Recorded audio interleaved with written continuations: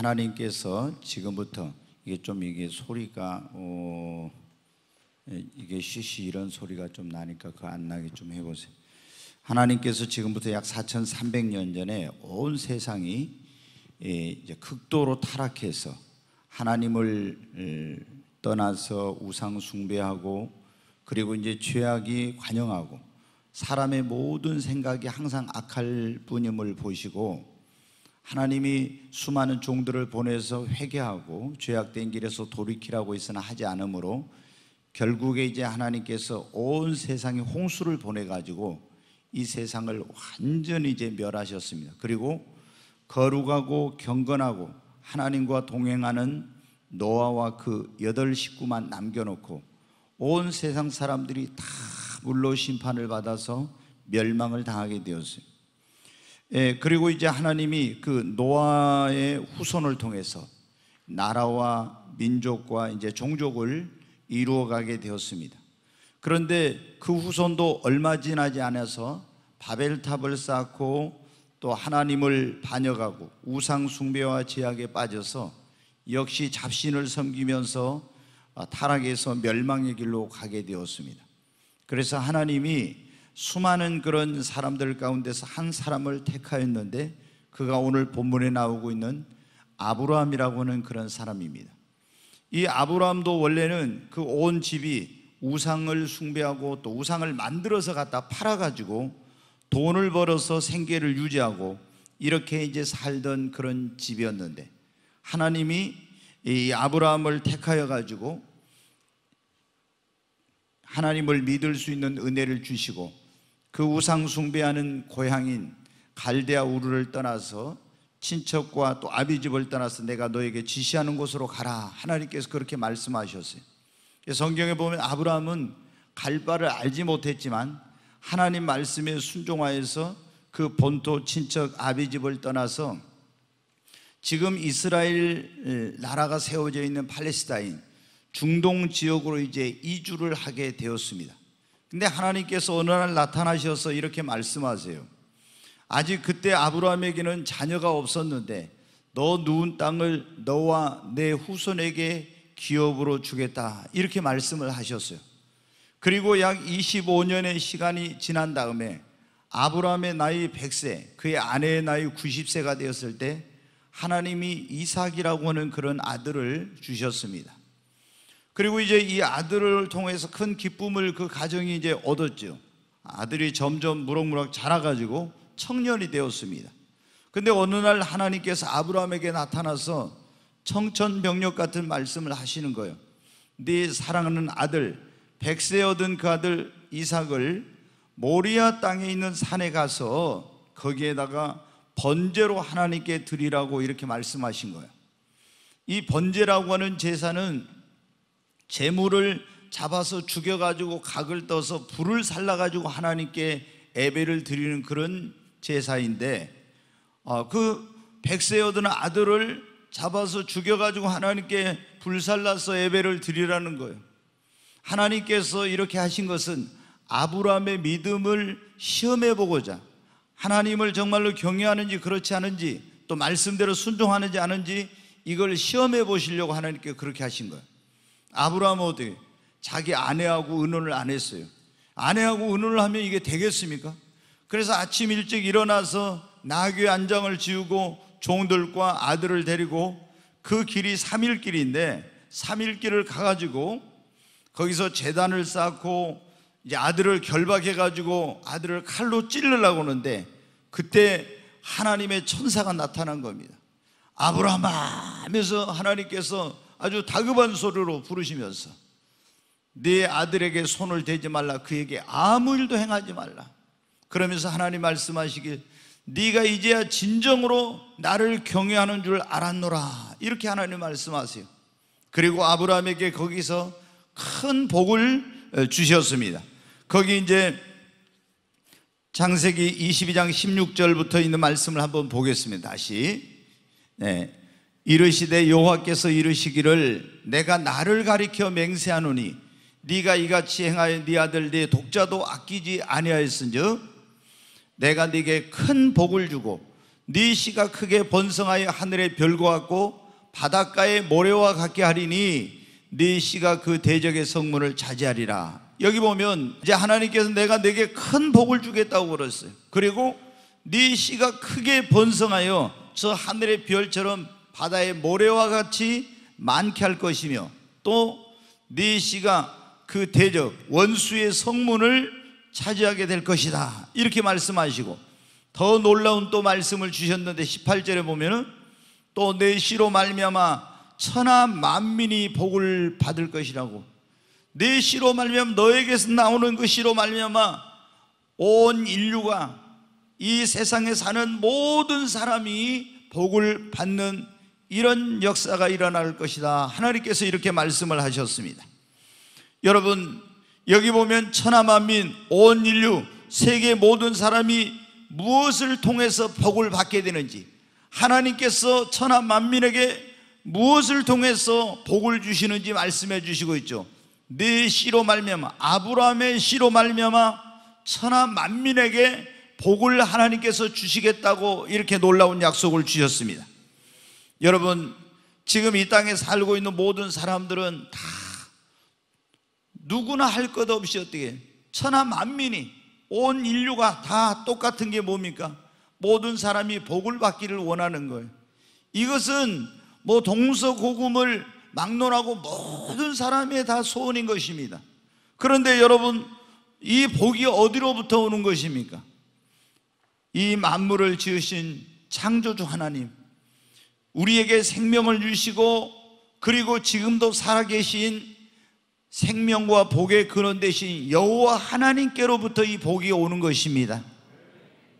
많은 사람들이 복 받기를 원하지만 어디서 이 복이 오는지 또 어떻게 해야 복을 받는지 이걸 잘 알지 못해요.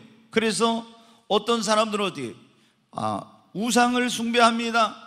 우리가 보면 여러분 어떻게 어떤 사람은 이제 이 주물로 그 쇳덩어리를 녹여가지고 그걸 어떤 상을 만들어 놓고 거기 가서 빌면서 복을 내려달라고 합니다. 어떤 사람은 나무로 만들어 놓고 있죠. 나무로 때로는 그걸 장작을 패서 불을 피우기도 하고 그걸 가지고 고기를 구워 먹기도 하고 그걸 가지고 집을 짓기도 하고 그걸 가지고 뭐 여러 가지 목재 재료로 쓰는데 이 나무로 어떤 형상을 만들어 가지고 거기 가서 또 복을 달라고 여러분 빌고 있습니다. 여러분 이 주물로 만들어 놓은 그 형상이 나무로 만들어 놓고 돌로 만들어 놓은 그게 말을 할 수가 있습니까? 들을 수가 있습니까? 여러분 아무것도 못하는 거예요. 그런데 고등교육을 받은 사람들도 그 앞에 가서 여러분 절을 하고 빌고 돼지머리 놔두고 거기서 절하면서 복 받으려고 복을 내려달라고 여러분 그렇게 빌고 있어요. 또 어떤 사람들은 잡신, 뭐 어떤 신인지도 알지 못하는 그 신에게 가서 복을 받기를 원해서 그 잡신을 섬기고 믿습니다.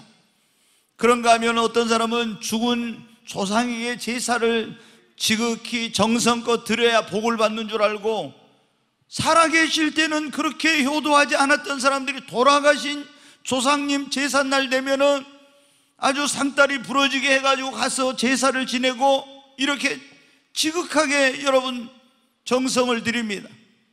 그러면은 여러분 어떻게 돌아가신 조상님이 아니면 내가 금이나 은이나 나무나 돌로 만들어 놓은 그 우상이 아니면 내가 섬기는 잡신이 내 생사화복을 주관하고 나에게 복을 줄 수 있습니까? 안 되는 것입니다. 여러분 천지와 만물을 지으시고 인간의 생사복을 주장하시는 살아계신 여호와 하나님만이 우리에게 복을 주실 수 있는 분인 것입니다. 여러분 오늘 이 본문에 나오고 있는 아브라함이라는 사람도 전에는 이걸 깨닫지 못했어요. 그래가지고 온 집안이 어떻게 돼요? 제사 지내고 우상 숭배하고 또 우상의 모양을 형상을 깎아서 만들어가지고 이것을 갖다 팔아가지고 돈을 벌어서 살던 그런 사람들입니다.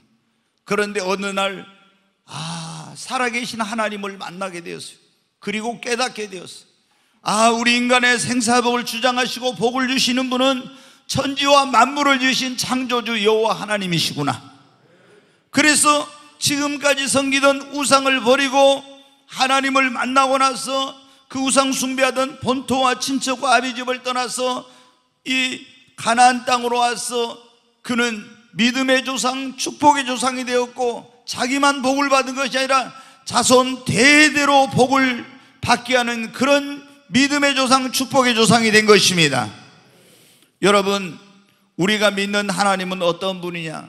히브리서 6장 14절 말씀을 한번 보겠습니다. 이르시되 내가 반드시 너에게 복주고 복주며 너를 번성하게 하고 번성하게 하리라 하셨더니, 여기 보면 우리가 믿는 하나님 여호와 하나님은 우리에게 복을 주시고 복을 주시며 번성하게 하시고 번성케 하시는 만복의 근원이 되시는 하나님이십니다. 여러분, 그런데 많은 사람들이 오늘날 복받기를 원하는데 이 만복의 근원 되신 하나님께서 복을 주신다는 걸 모르니까 다른 신을 섬기고 있어요. 또 그런데 어떤 분은 이 하나님을 믿지만은 하나님께서 어떤 방법으로 무엇을 통해서 복을 주시는지 이걸 잘 알지 못하니까 복받기를 원하는 소원이 있지만 복을 못 받는 것입니다. 이 시간에는 하나님께서 무엇을 통해서 우리에게 복을 주시는가, 이런 말씀을 하나님이 주셨는데, 여러분이 오늘 이 말씀을 듣고 깨달으셔서 모두가 아브라함처럼 복을 받는 역사가 있기를 바랍니다. 그러면 하나님은, 이 만복의 근원 되신 하나님은 우리에게 무엇을 통해서 복을 주시는가? 다시 창세기 22장 18절 말씀을 보겠습니다. 같이 읽습니다. 네 씨로 말미암아 천하 만민이 복을 받으리니. 여기 보면 그랬어요. 네 씨로 말미암아 천하 만민이 복을 받으리니. 아브라함에게 뭐라고요? 네 씨, 네 자손으로 말미암아 천하 만민이, 온 인류가 복을 받을 거라고, 아브라함의 자손을 통해서 복을 받는다, 이렇게 말씀하셨어요.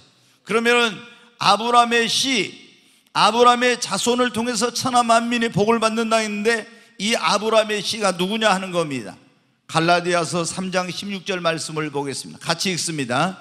이 약속은 아브라함과 그 자손에게 하신 것, 말씀하신 것인데 여럿을 가리켜 그 자손들이라 하지 아니하시고 오직 한 사람을 가리켜 네 자손이라 하셨으니 곧 그리스도라.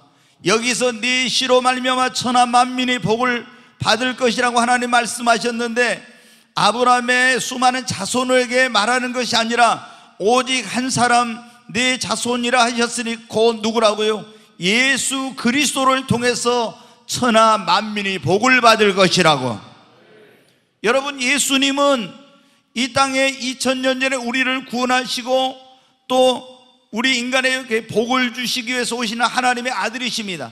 근데 예수님이 이 땅에 오실 때 어떻게 오셨냐? 육신을 입고 오실 때 아브라함의 후손으로, 아브라함의 자손으로 오셨어요. 그래서 신약성경 마태복음 1장에 보면 예수님의 족보가 나오는데 1장 1절에 아브라함과 다윗의 자손 예수 그리스도의 족보라, 이렇게 나옵니다. 예수님이, 여러분 어떻게, 그분이 육신으로는 이 땅에 오실 때 아브라함의 자손으로 이 땅에 오셨다고 하는 것입니다. 그래서 하나님께서 아브라함에게 네 씨로 말미암아 천하 만민이 복을 받을 것이다, 이 말씀은 네 씨로 이 땅에 오신 하나님의 아들 예수 그리스도를 통해서 온 인류가 복을 받을 것이라고 하는 말씀인 것입니다. 여러분, 그러므로 여러분이 복을 받으려면 만복의 근원 되신 하나님께서는 누구를 통해서 복을 주신다고요? 예수 그리스도를 통해서.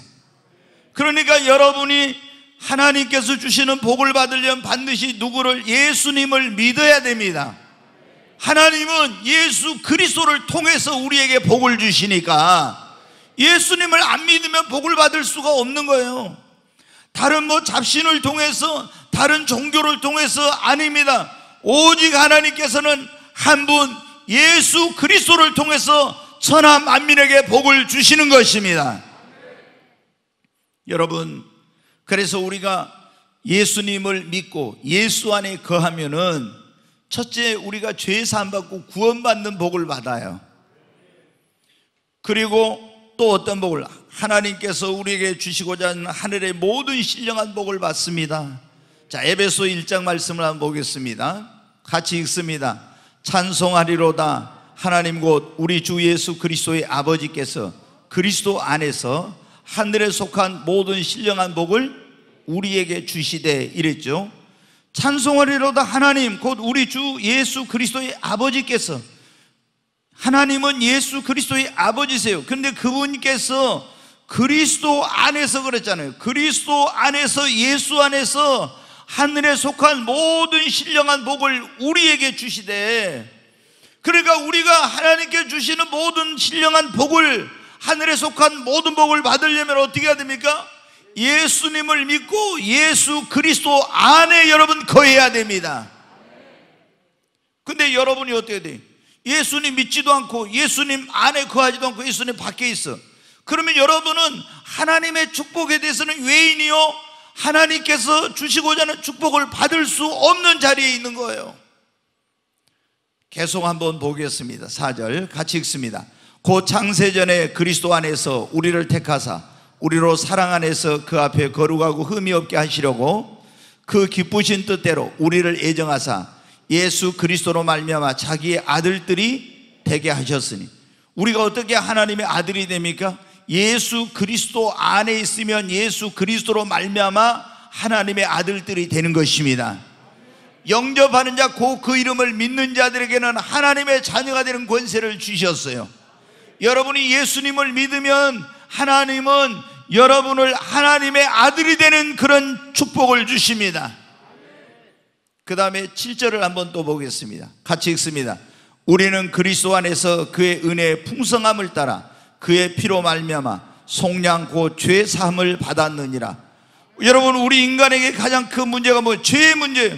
죄의 싹은 사망입니다. 죄 때문에 심판을 받고 지옥에 가야 됩니다. 근데 어떻게 우리가 죄의 속량함을 받고 죄의 사함을 받고 구원을 받습니까?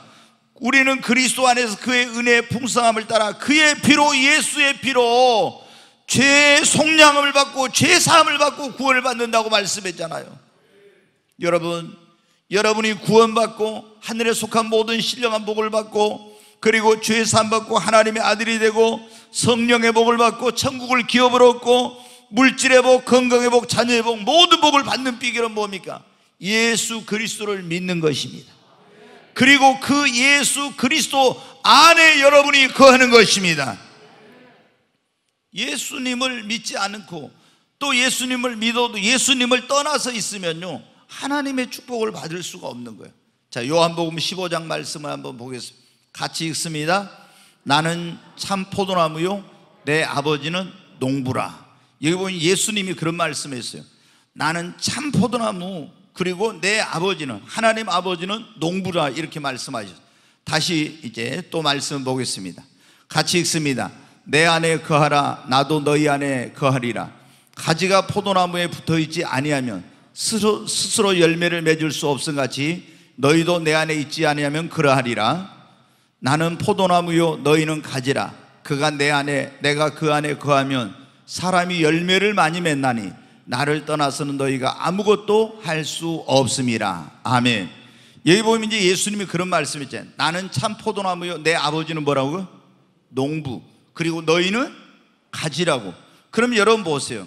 가지가 이 생명력을 얻고 가지가 쭉쭉 뻗어고 자라고 그리고 꽃을 피고 열매를, 포도나무에 가지가 많이 맺으려면 어떻게 해야 됩니까? 포도나무에게 딱 붙어 있어야 돼요. 포도나무에게 붙어 있으면 어떻게 해요? 농부가 물을 주거나 비료를 주면 이 농부가 주는 물과 비료가 가지에게 어떻게 갑니까? 포도나무 줄기를 통해서 가지에게 가죠. 그런데 가지가 나는 포도나무에게 붙어있지 않고 나 혼자 꽃을 피고 열매를 맺을게 하고 떨어져 나가요. 그러면 어떻게 돼요? 이건 말라져 죽어요. 그런데 그냥 가지는 포도나무에 붙어있기만 하면은 농부가 비료를 주고 물을 주고 하면 그걸 전부 다 포도나무 줄기가 가지에게 공급을 해가지고 가지가 꽃을 피우고 열매를 풍성하게 맺게 하는 거예요. 그러면 여러분은 보세요. 농부는 누가 농부라 하겠어요? 하나님이 농부라 했잖아요. 그러면 하나님이 우리에게 은혜와 복을 주시고 능력을 주시고 축복을 주시고 이런 걸 하는데, 이거를 누구를 통해서 가진 우리에게 와요? 포도나무이신 예수님을 통해서 가진 우리에게 공급이 되는 것입니다. 다른 방법으로는 안 돼요. 농부이신 하나님은 포도나무이신 예수님을 통해서 가진 우리에게 은혜와 복을, 지혜와 능력을, 이런 걸 다 주셔서 우리가 우리의 삶의 열매를 맺고 꽃을 피우고 풍성한 삶을 살게 해주시는 거예요. 그런데 우리가 나는 예수님 필요 없어, 나는 예수님 안 믿어도 내 힘으로 내 능력으로 살아갈 수 있어, 이러면 여러분은 어떻게, 예수님에게 떨어져 있는 거예요. 이 사람은 여러분 어떻게 돼요?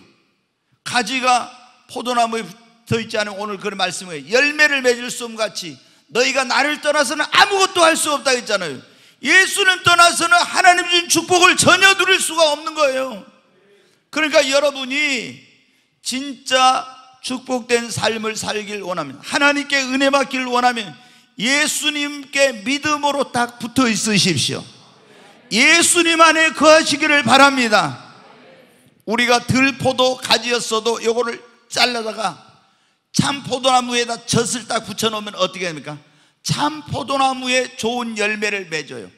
예수님은 그랬잖아요. 들포도가 있고 참 포도가 있는데 예수님은 참 포도나무다. 근데 우리는 들포도였는데 우리가 딱 잘라가지고 믿음으로 참 포도나무이신 예수님께 젖붙임을 당하여 있게 되면은 하나님께서 농부이신 그분이 공급해 주시는 이 모든 것을, 은혜와 축복을 공급받아서 우리의 삶이 복된 삶이 되고 열매 맺는 삶이 되는 것입니다. 그러니까 이 원리를 알면은 내가 해야 될 일은 뭐, 예수님 믿고 예수님 안에 잘 붙어 있는 거예요. 그러면 하나님께서 여러분 어떻게 돼요? 다 포도나무 가지는 포도나무에 붙어 있기만 잘하면 돼요. 그러면 어떻게 돼요? 농부가 비료를 주든 물을 주든 이런 게 전부 다 포도나무를 통해서 가져가가지고 이게 꽃을 피고 열매를 맺고 다 이렇게 되는 거예요. 근데 지가 이걸 떨어져 가지고 혼자 하겠다? 절대 안 되는 겁니다. 여러분, 그런데 얼마나 오늘날 많은 사람들이 하나님께서 예수 그리스도를 통해서 우리 삶을 축복해 주시고 은혜 주시고 이렇게 하려는데, 나는 예수님 필요 없어, 나 혼자 내 힘으로 할 거야. 그러니까 인생이 힘든 겁니다. 그러니까 내가 원하는 것이 되지도 않는 거예요. 그냥 예수님 잘 믿고 예수님 안에 있으면 하나님이 열매 맺게 하시고 하나님이 축복해 주시는데, 오늘 이 자리에 오신 여러분, 인생은 모두가 다 복을 받고 축복된 삶을 살기를 원하는데 그 첫 번째 비결은 뭐냐면 예수 그리스도를 믿고 주님 안에 거하는 겁니다. 하나님은 예수님을 통해서, 하나님이 아브라함에게 내가 네 씨로 말미암아 천하 만민에게 복을 주리라. 근데 이 네 씨라고 하는 씨가 뭐라고요? 예수님이라겠죠. 예수님을 통해서 온 인류에게 천하 만민에게 복을 주시겠다고. 그것이 하나님의 방법이요. 근데 내가 이 예수님 떠나서 예수님 안 믿고 그러면 축복을 못 받는 것입니다. 오늘 이 자리에 오신 여러분은 다 예수님 믿고 예수 안에 거하시기를 주의 이름으로 축원합니다. 하나님은 우리에게 복을 주실 때 무엇을 통해서 복을 주시는가? 첫째, 누구를 통해서요? 예수님을 통해서입니다. 아멘. 두 번째, 하나님의 성전인 교회를 통해서 우리에게 복을 주십니다. 자, 시편 84편 말씀 한번 보겠습니다. 같이 읽습니다. 만군의 여호와여, 주의 장막이 어찌 그리 사랑스러운지요. 내 영혼이 여호와의 궁정을 사모하여 생각하며 내 마음과 육체가 살아계신 하나님께 부르짖나이다. 여기 이제 시편 이걸 기록한, 보통 다윗의 시라고도 하는데 시편 기자는 그렇게 말합니다. 만군의 여호와여, 주의 장막이, 하나님의 성전이 어찌 그리 사랑스러운지요. 내 영혼이 여호와의 궁정, 하나님 계신 그 성전을 사모하여 쇠약한다고. 이렇게 얼마나 하나님의 성전을 사모하는지 그 마음을 여기에 적었어요. 그리고 하나님의 성전을 가까이 하는 자는 어떤가? 자, 4절부터 한번 말씀 보겠습니다. 같이 읽습니다. 주의 집에 사는 자들은 복이 있나니 그들이 항상 주를 찬송하리다. 여기 보면 주의 집에 사는 자들은 뭐가 있다고요? 복이 있습니다. 오늘 여러분, 이 성전에 오신 여러분 복이 있는 줄로 믿습니다. 구약의 하나님의 성전은 신약의 교회하고 똑같은 거예요. 그래서 주의 집에, 이 교회는 뭐냐면 하나님의 집이라고 했잖아요. 이 하나님의 집에 사는 자는 복이 있습니다. 네. 자, 5절에 보겠습니다. 주께 힘을 얻고 그 마음에 시온에 데려가 있는 자는 복이 있나이다. 계속 복이 있어요. 그들이 눈물 골짜기로 지나갈 때 그곳에 많은 샘이 있을 것이며 이른 비가 복을 채워주나이다.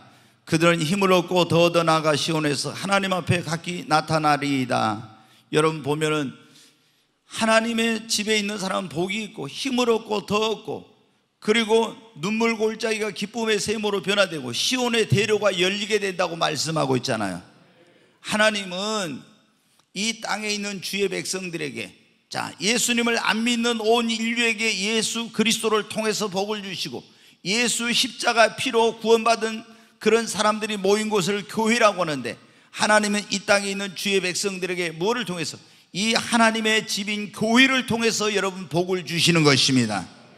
하나님이 교회를 세운 목적이 뭐냐? 이 교회를 통해서 죄악에 빠져서 멸망의 길로 가는 영혼을 구원하고, 이 교회를 통해서 하나님이 영광을 받으시고, 그리고 하나님께서 이 세 가지가 중요한데, 교회를 세운 목적, 하나님이 영혼을 구원하고, 두 번째 하나님이 영광을 받으시고, 세 번째 하나님을 믿는 자들에게 교회를 통해서 복을 주시기 위해서 이 교회를 세운 것입니다. 여러분, 그러니까 이 교회는 뭐냐면 구원의 방주예요. 세상에서 여러분 인간을 구원할 곳은 전혀 교회밖에 없어요. 이 교회를 통해서 하나님이 영광을 받으시고, 그리고 이 교회를 통해서 하나님께 영광을 받으신 그 하나님이 주의 백성들에게, 주의 자녀들에게 복을 내려주세요. 그래서 이 교회를 말해 축복의 전당이라고 그러는 거예요. 지금 여러분 우리가 코로나 시대를 살면서 많은 사람들이 교회로 오지 못하고 있어요. 교회 오는 걸 두려워합니다. 코로나 걸릴까봐 망설입니다. 주저합니다. 그리고 세상은 뭐라고 합니까? 모이지 말아라. 오늘 아침에도 여러분은 종교 주말 행사를 비대면으로 하세요. 모임을 하지 마세요. 막 이런 문자가 와요. 여러분이 그런 말을 들으면 안 됩니다. 하나님 교회로 와야 하나님께 여러분이 복을 받습니다. 여러분 교회를 멀리하면 어떻게 됩니까? 축복을 받을 수 없어요. 교회를 멀리하면 믿음이 떨어집니다. 교회를 멀리하면 시험에 듭니다. 교회를 가까이 해야 구원받고, 교회를 가까이 해야 믿음이 성장하고, 교회를 가까이 해야 하나님께 축복을 받는 것입니다. 왜? 하나님은 이 교회를 통해서 주의 백성들에게 복을 주시기 때문입니다. 특히 우리는 좋은 교회를 만나야 돼요. 근데 교회가 전부 다 좋은 교회는 아니야. 이 교회가 보면요, 사이비 교회, 이단 교회, 잘못된 교회, 이런 교회들도 많아. 그럼 여러분 신천지 같은, 안상호 하나님의 교회 같은, 전도관이나 통일교나 뭐 구원파 같은 이런 데 가면 어떻게 돼요? 좋은 교회가 아니야. 그래서 그런 데 간 사람들은 가정이 깨져, 인생을 망치게 돼. 그 다음에 불행하게 됩니다. 여러분 멸망일로 가게 됩니다. 이만희 같은 그런 만드는 신천지 교회에 빠진 사람들 여러분 보십시오. 얼마나 자녀들이, 대학생들이 학업을 포기하고 직장을 포기하고 나가지고 거기 가서 하면서 얼마나 지금 인생이 망가지고 있으면, 가정이 깨지고 있습니까? 결혼한 사람들 가운데서도. 수년 전에 그런 적이 있었어요. 남편이 철도 공무원인데 부인이 신천지에 빠진 거, 나주에. 근데 이제 우리가 나주에 교회를 세웠는데 그 목사님이 어떻게 이제 전도하다 만나게 됐는데 아무리 이분을 설득해도 안 들은 거예요. 그래가지고 이제 신천지에 빠진 여자분을 데리고 왔더라고. 그래서 제가 이제 상담을 해가지고 이제 절대 이제 그 신천지 안 가겠다고. 그때 나주에가, 신천지가 광주에만 있을 때인데, 그래가지고 이제 남편이 좋아라 했어요. 근데 어떤 일이 일어났냐면, 애도 이제 결혼해가지고 얼마 안 돼가지고 아주 어린 그런 한 2살이나 먹었나 이런 가운데 있는데, 친정에서도 다 믿는 집이니까 발칵 뒤집혀졌는데 말을 안 듣는데 얘 와가지고 제가 말하니까 그렇게 하겠다고. 이제 신천지가 왜 잘못된 그걸 해줬더니, 그런데 있잖아요, 주일날 광주에서 신천지 차가 딱 하고 온 거예요. 그 집 앞으로 빵빵 하니까 나가서 있잖아요.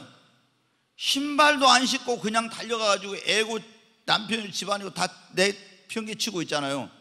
그 차를 타고, 승합차 타고 광주로 가버렸어요. 그래가지고 아예 전화도 안 받고 나타나지를 않는 거예요. 여러분 얼마나 이게 지금 뭐냐면 잘못된 교회야. 이런 잘못된 교회를 만나면 가정이 깨지고 인생이 망가지고 불행하게 되는 거예요. 여러분, 우리가 좋은 교회를 만나야 됩니다. 진짜 하나님이 함께하는 교회, 하나님이 세운 교회를 만나야 우리 영혼이 구원받고 축복을 받습니다. 여러분, 좋은 교회가 어떤 교회? 건물이 뭐 아름답고 사람이 많이 모이는 교회가 좋은 교회가 아니야. 좋은 교회라는 것은 구원의 어떻게 하면 우리가 인간이 구원받는 이 복음, 구원의 도리를 올바르게 가르쳐주는 교회가 좋은 교회예요. 그리고 늘 성령 충만한 교회, 깨어서 기도하는 교회, 영혼을 구원한 일, 그 구원에 힘쓰는 교회, 그리고 영적인 그런 참 종이 있는 교회가 좋은 교회입니다. 제가 보면 어떤 교회들은, 이번에도 제가 이제 속이 상해가지고 그랬는데, 뭐 코로나 때문에 어떤 목사님 그러죠. 프레스센터에서 뭐 기자회견을 하면서 한국 교회가 뭐 잘못했다고. 뭘 한국 교회가 잘못했다는지 그딴 소리나 해요. 근데 그분이 뭐 보면 있잖아요. 예배 드릴 때 뭐 코미디언처럼, 개그맨처럼 막 그렇게 사람 웃겨요. 사람이 많이 모여. 근데 하모니카도 잘 불고 뭐 제2에게 뭐 이런 노래도 부르고 막 대중가요, 그게 이런 걸 막 불러. 그래서 사람들이 굉장히 즐거워해. 그리고 많이 모여, 몇만 명 모여. 여러분, 이런 교회는 좋은 교회가 아니에요. 저는 거기 볼 때마다, 그 교회 성도들을 볼 때마다 얼마나 불쌍한지 몰라. 왜 저런 교회를 다녀야 돼? 빨리 깨닫고 저런 교회에서 나와서 참된 교회로 가야 구원받을 건데, 저런 사이비 같은, 저런 잘못된 이런 사람을 즐겁게 하고 사람을 높이고 하는 이런 교회, 하나님을 높이고 하나님의 이름을, 그 영광을 드러내고 해야 되는데, 맨날 강단에서 대중가요나 부르고, 하나님이 탄식하시고 슬퍼하시지. 하나님이 탄식하시고 슬퍼. 그런 교회 다니면 여러분 구원 받겠어요? 진짜 여러분 축복을 받겠습니까? 그러니까 우리가 하나님께서 예수님을 통해서 복을 주실 뿐만 아니라 하나님이 기뻐하시는 참 교회를 통해서 우리 영혼을 구원하시고 복을 주시는 거예요. 여러분, 정말 우리가 이걸 깨닫지 못하는 사람들이 많이 그런 데 가서 거기서 막 육신적으로 즐겁게 막 하니까 그런 소리에 현혹돼 가지고 설교한 거 들어보면 성경 말씀은 별로 하지도 않고 세상에 무슨 이야기만 계속해. 여러분, 우리 인간에게 생명을 주고 우리를 변화시키고 할 수 있는 것은 하나님의 말씀밖에 없는 것입니다.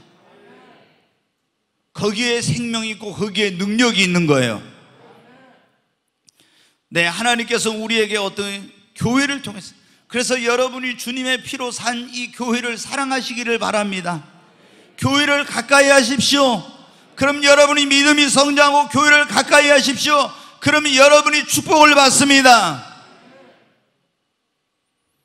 여러분, 저는 제가 이 목회하면서 30년 넘게 이제 목회를 했으니까 봤습니다. 교회를 멀리 해가지고 혼자서 열심히 한다는 이런 사람들이 있어. 교회는 가까이 안 오고. 제가 믿음이 성장한 사람 못 봤습니다. 하나님께 축복을 받는 사람 못 봤어요. 다 그런 사람들은 잘못된 길로 갑니다. 건강한 신앙은 주님의 피값으로 산 주님의 몸된 교회를 사랑하고 교회를 가까이 하고 교회에 나와서 예배를 드리고 교회에 나와서 기도하고 교회에 나와서 봉사하고 이러면서 믿음이 성장하고 하나님께 자신도 축복을 받고 자녀들도 후손도 복을 받는 것입니다. 정말 지금 얼마나 거짓된 이 가르침들이, 이 코로나 시대에 교회 안 가도 된다, 인터넷으로 예배를 드려야 된다, 이런 순사기꾼 같은 가짜 목사들이 얼마나 많은지 몰라요, 여러분. 그래가지고 무슨 하나님이 뭐 코로나라고 하는 대포를 쌓아가지고 제2의 종교개혁을 한다, 이 순사기꾼들이에요. 이거. 그 사람들이 자기가 목회할 때는, 지금 은퇴한 목사가 그런데 이 사람이 자기가 목회할 때는 어때? 주일 성수 철저하게 해야 된다, 거룩하게 해야 된다, 말씀대로 해야 된다, 이런 사람이 딱 자기가 은퇴하고 나니까 어떻게 돼? 교회가 없잖아. 그러니까 유튜브로 인터넷 설교를 하면서 교회 갈 필요 없대. 이런 위선자들이, 여러분 어떻게 해요? 정말 이 교회는 얼마나 소중한지 모릅니다. 여러분이 하나님의 교회를 사랑하고 가까이 하십시오. 그럼 여러분 믿음이 성장하고 여러분이 축복을 받는 역사가 일어납니다. 하나님은 우리에게 뭘 통해서 복을 주신다고요? 주님의 몸된 교회를 통해서 복을 주십니다. 자, 한 말씀 또 보겠습니다. 민수기 6장 22절입니다. 같이 읽습니다. 여호와께서 모세에게 말씀하여 이르시되 아론과 그의 아들들에게 말하여 이르기를 너희는 이스라엘 자손을 위하여 이렇게 축복하여 이르되, 하나님이 모세에게 네가 가서 아론과 그의 아들들, 이게 뭐냐, 아론은 대제사장이고 그 아들들은 제사장들인데 그들에게 말하여 이르기를 너희는 이스라엘 자손을 위하여 이렇게 축복하라고 그랬어요. 이렇게 축복하여 이르기를. 어떻게 축복하나? 아론과 그 아들들. 24절부터 보겠어요. 여호와는 네게 복을 주시고 너를 지키시기를 원하며 여호와는 그의 얼굴을 내게 비추사 은혜 베푸시기를 원하며 여호와는 그 얼굴을 내게로 향하여 드사 평강 주시기를 원하노라 할지니라라. 여기 보면 이제 모세에게 하나님 말씀하니 이스라엘 백성의 대제사장 아론과 제사장이 그 아들들에게 가서 말해라. 여호와는 내게 복을 주시기를 원하며 너를 지키시기를 원하며 내게 은혜 베푸시기를 원하며 내게 평강 주시기를 원하노라. 이렇게 하고 축복을 해주래요. 복을 주시기를 원하고 지키시기를 원하며 은혜 주시기를 원하며 평강 주시기를 원하며, 여러분에게도 하나님의 복 그리고 은혜 평강이 임하기를 주의 이름으로 축원합니다. 우리에게 세 가지 하나님의 복이 축복이 임해야 돼요. 은혜가 임해야 돼요. 평강이 임해야 돼요. 그런데 그렇게 하면 어떻게 한다고? 27절 말씀 보겠습니다. 같이 읽습니다. 그들은 이같이 내 이름으로 이스라엘 자손에게 축복할지니 내가 그들에게 복을 주리라. 아론과 그 아들들이 이렇게 하나님이 내게 복을 주시고 은혜 베푸시고 평강 주시기를 원하라. 이렇게 하나님이 여호와 이름으로 내 이름으로 이스라엘 자손에게 축복할지니 그러면 내가 그들에게 이스라엘 자손에게 뭐를 주리라? 복을 주리라. 여러분, 하나님께서 우리에게 복을 주실 때 어떻게 했냐? 하나님이 세운 축복권자들을 통해서 하나님이 우리에게 복을 주십니다. 구약시대에는 하나님께서 하나님의 백성을 축복할 때 축복권자를 세워 축복해 어떻게 했냐면 먼저 제사장이나 대제사장을 통해 축복을 해요. 제사장이나 대제사장을 통해서. 그리고 이제 또 뭐냐면 선지자, 모세라든가 또 엘리야라든가 엘리사라든가 많은 선지자들 있죠. 선지자들이 주의 이름으로 가서 축복하면은 그 집에 거기에 그렇게 축복이 임해요. 왜? 하나님이 이 사람은 축복권자로 세웠으니까. 그리고 여기 그랬죠. 아론과 그 아들들이 하면 그대로 하나님 내가 복을 준다고 했잖아요. 선지자들이 가서 하면 그렇게 되는 거예요. 주의 종들이. 또 이제 하나님께서 구약시대에 어떻게 했냐면 왕이 백성에게 복을 받게 시키고 싶으면은 하나님의 이름으로 막 다윗이 솔로몬이 축복을 해 백성이. 그러면 그 축복이 하나님께서 또 임하게 해주시는 거예요. 그 다음에 이제 어때요? 사사시대는 사사들이, 왕이 있기 전에 사사시대는 그때는 이 사사가 하나님의 이름으로 축복하면 그 축복이 임하는 거예요. 여러분 보세요.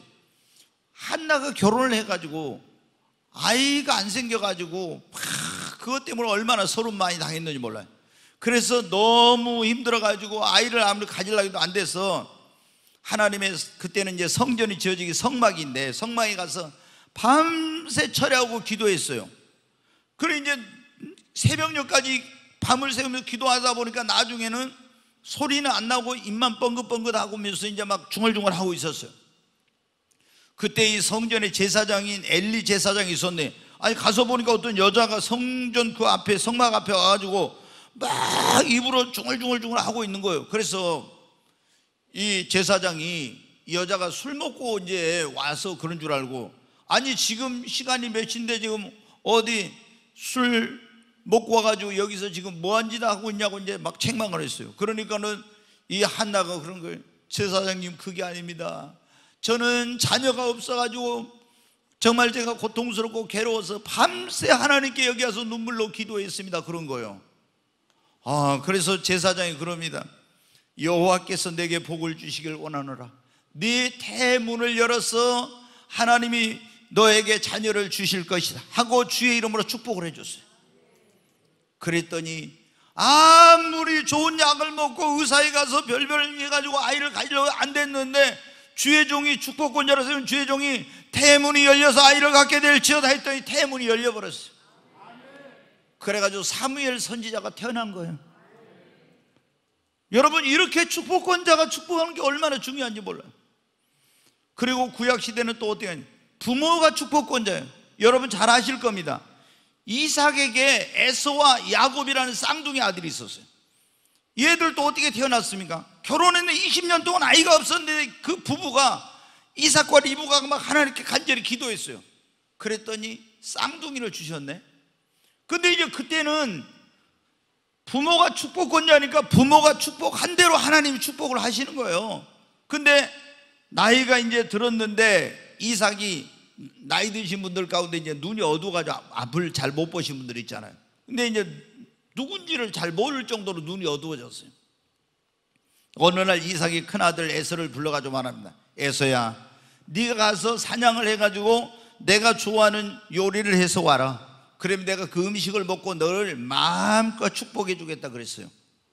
아니, 이 이야기를 딱 이삭의 부인인 리브가가 들었어요. 아버지는 막 사냥도 잘하고 남성다운 에서를 좋아하고, 이 어머니인 리브가는 집에서 조용한 가운데 성경 읽고 기도하고 하는 이런 둘째 아들, 쌍둥이 둘째 아들 야곱을 좋아한 거예요. 아니, 부인이 들어보니까 어떻게 돼? 맏아들을 축복한다, 큰일 났거든. 그래서 사냥으로 간 사이에 그 야곱을 불러가면, 야곱아 빨리 와라. 네 아버지가 지금 네 형에게 가서 사냥을 해서 요리를 해가지고 오면 그거 먹고 축복해 준다고 했는데 네가 축복을 받아야지. 그러면서 내가 요리를 해줄 테니까 빨리 가서 송아지 한 마리 잡아가지고 와. 그래가지고 자기 남편이 좋아하는 요리를 정성껏 만들어가지고 가지고 가서 이제 네가 축복해 주라는. 그러니까 야곱이 뭐라니, 아니 어머니, 형은 털이 많은 사람인데 나는 매끈매끈한데 만약에 만져봐가지고 내가 들통나면은 축복고사하고 나 저주를 받을 겁니다. 그러니까 뭐라고, 네 아버지가 눈이 잘 안 보이니까 그러면서 다 털을 붙여준 거예요. 이제 매끈매끈한 데다. 그리고 큰아들의 옷을 입혀가지고 갔습니다. 목소리도 연습을 다 해갖고 왔어요. 이제 아버지, 제가 아버지께 좋아하는 요리를 해가지고 왔습니다. 그러니까 너는 누구냐? 그러니까 목소리 연습해하고, 제가 아버지 맏아들 에서입니다, 막 이렇게 한 거죠. 근데 들어보니까 이거 목소리가 연습을 해서 좀 이상해. 그래서 목소리는 야곱의 소리인데 손을 만져보면 손은 에서의 소리냐. 그러면서 어떻게 돼요? 그 아들을 막 축복해 줬어요.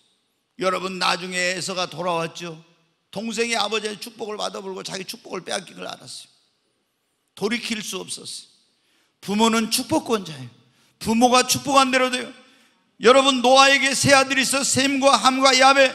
그런데 셈과 야벳은 아버지가 축복해주고, 아버지가 술 먹고 부끄러운 가운데 있는 걸 떠들고 다닌 함은 저주해버렸더니 저주가 임했어요. 왜? 축복권자에게 하나님이 축복과 저주를 할 수 있는 권한을 주셨기 때문에 이런 거예요. 구약시대는 이랬죠. 신약시대는 어떻게 돼요? 신약시대는 주의 종들이 축복권자예요. 그래서 사도 바울이 편지를 써서 보낼 때 보면 어떻게 해요? 항상 그들을 축복하는 그런 말을 끝에다 씁니다. 여러분, 그러니까 예배 끝나고 축도를 받아야 되는데 바쁘다고 축도도 안 받고 바람과 같이 휙 사라지는 사람들이 있어요. 여러분, 축복을 받아야 돼. 축도를 받고 축복 기도를 받아야 됩니다. 신약에는 부모님들이 또한 축복권자예요. 여러분, 자녀들이 잘 되길 원하면은 여러분, 부모님들이 어떻게 돼요? 자녀들을 위해서 축복 기도를 해줘야 됩니다. 아멘. 여기 이제 나이가 많이 들고 커버린 사람들은 부모가 어떻게 머리에 손을 얹고 기도하기 그러죠. 그러니까 어렸을 때 여기 지금 아이들이 어린 그런 가운데 있는 우리 부모님들은 여러분 돈 드는 것도 아니에요. 아이들 잠잘 때, 학교에 보낼 때, 이럴 때 꼭 아이들에게 손을 얹고 축복 기도해줘요. 뭐냐면은 하나님께서는 부모가 축복권자니까 축복한 대로 됩니다. 하나님 우리 아이를 오늘도 지켜주시고 뭐 그러게 될 수도 있죠. 하나님께서 함께 하시고 천군 천사분을 지켜주시고 또 지혜와 명철과 총명을 주시고 하나님께서 모세와 같은 그런 귀한 하나님의 종이 되게 하시고, 아니면 하나님께서 뭐 그런 어떤 이 다니엘 같은 지혜를 주시고, 하나님 또 아브라함 같은 믿음의 사람이 되게 하시고, 바울같이 많은 영혼을 구원하는 그런 하나님의 사람이 되기 위해서 이런 기도할 수 있잖아요. 저는 어렸을 때부터 제가 다니는 교회 아무도 이런 기도 안 했어요. 근데 저는 어렸을 때, 애가 태어났을 때 잠잘 때 되면 항상 가서 축복 기도를 해줬어요. 학교에 갈 때도 축복 기도 해줬어요. 군대 갈 때도 그랬습니다. 근데 이놈이 이제 어떻게 했냐면 대학교 4학년 때 선교를 위해서 이제 남아프리카로 갈 때 인천공항에 이제 저희 집사람이랑 태워가지고 이제 갔는데 이 녀석이 비행기에 탑승하기 위해서 이제 줄을 길게 서갖고 이제 기다리고 있죠. 근데 갑자기 저한테 그러더라고요. 그 사람들 많은 데서 거기서 무릎을 딱 바닥에 꿇고 시멘트 바닥에 꿇고 저한테 그래요. 아버지 축복 기도해 주세요 그러더라고요. 제가 마음이 아주 뭉클해지더라고요. 그리고 간절히 축복 기도를 했습니다. 여러분 어떻게 돼요? 하나님께서 축복한 대로, 부모가 축복한 대로 되게 해주신다고 했잖아요. 그대로 하나님께서 지금 해주시고 있는 거예요.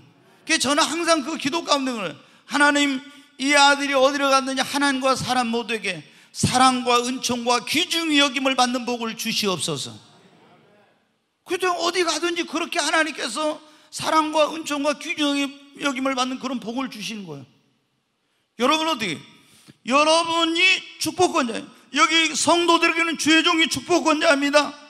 그리고 우리 가정의 자녀들에게는 부모가 축복권자예요. 그리고 우리 예수님 믿는 그리스도인들은 모두가 여러분 축복권자인 것입니다. 여러분, 우리가 하나님 앞에 하나님이 어떻게 우리를 축복하신다고요? 첫째 예수님을 통해서, 그 다음에 주님이 이 교회를 통해서, 그 다음에 하나님이 세운 축복권자들을 통해서 우리에게 복을 주시는 거예요. 아멘. 이제 여러분 자녀들이 너무 커버린 그런 분들은 여러분이 그 자녀들이 축복된 삶을 살기 위해서 하나님 앞에 여러분 부모들이 기도하시기 바랍니다. 저는 직접 하나님께 그런 음성을 들었다니까요. 제가 하나님 만났을 때, 하나님, 자녀의 미래는 부모의 무릎에 달렸다. 주님이 저한테 딱 그러시더라고요. 자녀의 미래는 부모의 무릎에 달렸다. 하나님께서 저한테 딱 그렇게 들려주세요. 여러분 자녀들의 미래, 여러분 부모들의 기도에 달린 것입니다. 어리다면은 축복을 꼭 축복해줘. 축복권자니까.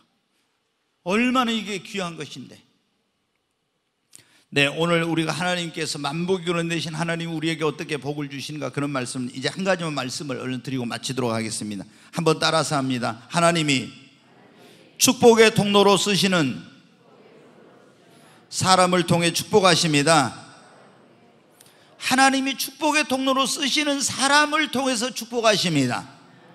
자, 아브라함, 하나님께서 아브라함 한 사람을 통해 가지고 그 민족을 축복하시고 얼마나 많은 온 인류를 축복해 주시는지 몰라. 축복의 통로로 쓰시는 사람. 그 다음에 성경에 보면 야곱이요, 이 축복의 사람이 라반의 집에 가니까 그 라반의 집에 소유가 별로 안 많았어요. 근데 야곱이 딱 들어가니까, 축복의 사람이 들어가니까 야곱 때문에 그 집에 소유가 막 번창하고 엄청난 축복을 받아요. 여러분 성경에 보십시오. 요셉이 보디발의 집에 들어가니까 성경에 창세기 39장에 그러는, 요셉을 인하여 그 집과 모든 소유의 복을 내리신지라. 요셉을 인해서 그 집과 모든 소유의 복을 내렸대. 그러더니 여러분한테 감옥에 딱 이제 억울한 누명 속 감옥에 가요. 그러니까 감옥에 가니까 어떻게 돼요? 하나님이 축복의 통로로 쓰신 사람은 그 감옥에 들어갔는데 거기서도 그 감옥에 있는 사람들에게 축복의 통로가 돼. 나중에 애굽의 바로왕 앞에 가서 애굽의 총리가 됐는데, 총리가 되니까 어때?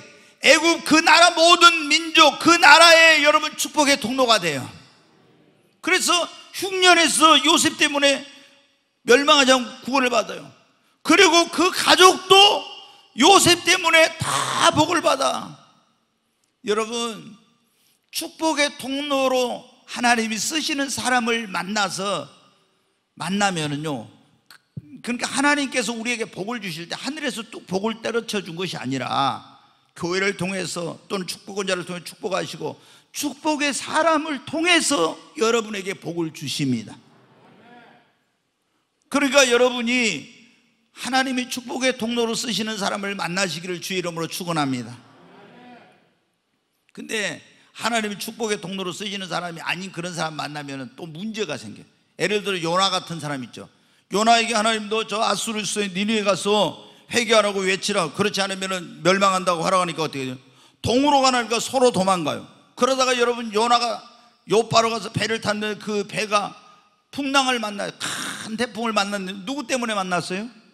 요나 때문에 만났어요. 그래가지고 그 배 안에 있는 사람들이 요나 때문에 다 이 풍랑 속에서 다 죽을 뻔했잖아요. 얼마나 고생을 하고 죽을 뻔했잖아요.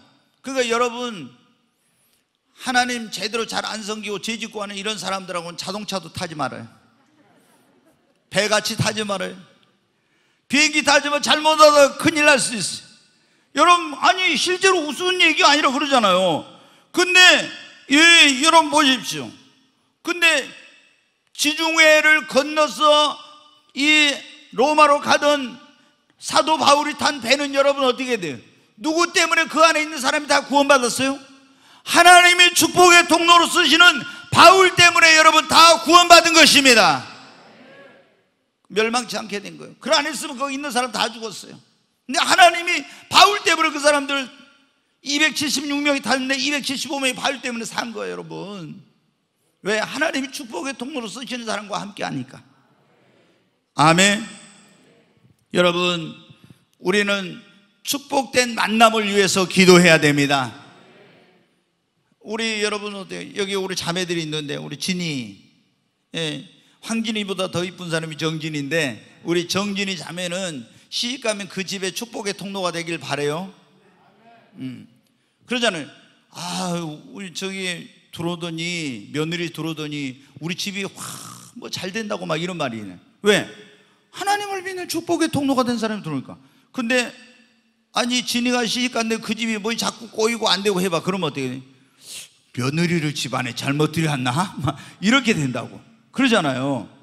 그 여러분 어때요? 우리가 축복의 통로가 된 사람이 들어오면은 이런 역사.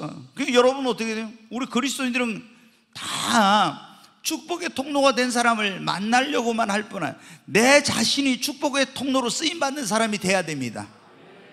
아멘. 여러분이 여러분의 가정의 축복의 통로가 되고, 여러분이 이 교회의 축복의 통로가 되고, 이 도시의 축복의 통로가 되고, 이 나라 이 민족 가운데 축복의 통로로 쓰임받는 사람이 되기를 바랍니다. 저는 밥 먹으러 가도 그런다니까요. 식당에 들어가면 내가 이 집에 들어가면은 이 집에 밥 먹으면 이 집은 잘 될 거야. 왜? 하나님이 나는 축복의 통로로 쓰신다, 이런 내가 스스로 그런 마음을 가지고 있어요. 그래서 내가 가는 곳에 하나님 복을 주신다. 근데 진짜 보면은요, 사람 없는 집에 내가 가서 밥 먹으면 사람들이 많이 밥 먹으러 와. 옷집에 가서 옷을 사도 어떻게 돼요? 사람 없었는데 내가 사고 있으면 사람들이 막 들어와. 왜? 하나님이 여러분은 믿든지 말든지 네 믿음대로 된다 해서 나는 그렇게 믿습니다. 여러분, 하나님은 우리에게 복을 주실 때 예수님을 통해서, 그러니까 여러분이 꼭 예수 믿고 주님 안에 거하십시오. 하나님은 교회를 통해서 복을 주십니다. 그러니까 교회를 가까이 오고 교회를 사랑하고 교회에 와서 예배를 드리고 기도하고 이래야 돼. 그래야 하나님께 축복을 받지. 교회 멀리하면 축복을 못 받아. 그 다음에 하나님께 축복권자를 통해서 복을 주시는, 그러니까 여러분이 항상 축복권자들과의 좋은 관계를 맺으시기 바랍니다. 주의 종들과 부모님과 여러분, 그리고 여러분 주변에 있는 사람들과 좋은 관계를 맺으십시오. 그래서 그 사람들의 입에서 여러분을 향한 축복의 말이 나와야 됩니다. 그러잖아요. 안 좋은 사람, 안 좋은 관계인데 그 축복이 나가겠습니까? 그러니까 여러분 성경에 보면 어때요? 축복권자에게 복을 받기 위해서 막 이 야곱과 에서가 막 경쟁을 했잖아요. 아버지 맛있는 걸 막 해드려가지고 막 축복을 받으려고. 축복권자에게 잘못한 사람들은 어떻게 했습니까? 뭐 저는 그런 저주를 안 하지만은 여러분은 성경에 보니까 어떻게 저주해가지고 다 저주가 임했지 않습니까? 그러니까 꼭 우리는 부모님 그리고 주의 종들 성도들과 좋은 관계를 맺어야 됩니다. 아멘. 여러분과 좋은 관계 속에 있는데 자녀가 부모님에게 잘하는데 얼마나 부모님이 자녀를 축복하겠습니까? 그리고 마지막으로 하나님이 우리를 축복하실 때 축복의 통로로 쓰시는 요셉과 같은 사람을 통해서 축복하십니다. 아멘. 여러분이 이런 축복의 통로로 쓰시는 사람을 만나면은 여러분의 가정과 여러분의 삶에 놀라운 축복이 임합니다. 그리고 더 중요한 것은 내가 하나님의 축복의 통로로 쓰시는 사람이 되는 거예요. 아멘. 그러면 내가 가는 곳마다 나를 통해서 그곳에 하나님의 놀라운 축복이 임하게 될 줄로 믿습니다. 우리 이 하늘과 땅에 우리에게 복을 주시는 분은 딱 한 분밖에 없습니다. 천지와 만물을 지으신 창조주 여호와 하나님밖에 없습니다. 다른 신은 우리의 기도를 듣지도 못하고 우리를 도와주지도 못하고 복을 주지 못해. 죽은 조상도 우리의 복을 못 줍니다. 그리고 사람이 만들어 놓은 우상도 우리에게 축복해 주지 못. 오직 살아계신 하나님만이 우리에게 복을 주십니다. 여러분이 그 하나님을 믿고 예수 그리스도를 믿고 주님 안에 거하십시오. 주님의 몸된 교회를 사랑하고 가까이 하시기 바랍니다. 정말 이 코로나 시대일수록 더 주님 교회를 가까이 해야 됩니다. 그리고 축복권자와 항상 좋은 관계를 맺고 여러분이 축복권자를 통해서 축복을 받으시고 또 여러분 축복권자인 부모님들이 여러분 자녀들을 축복해 주시기를 바랍니다. 그리고 축복의 통로로 쓰임받는 사람을 만나서 복을 받으시고 여러분 자신이 축복의 통로가 되어서 가는 곳마다 이 세상의 많은 사람들에게 축복의 통로가 되시기를 주의 이름으로 축원합니다.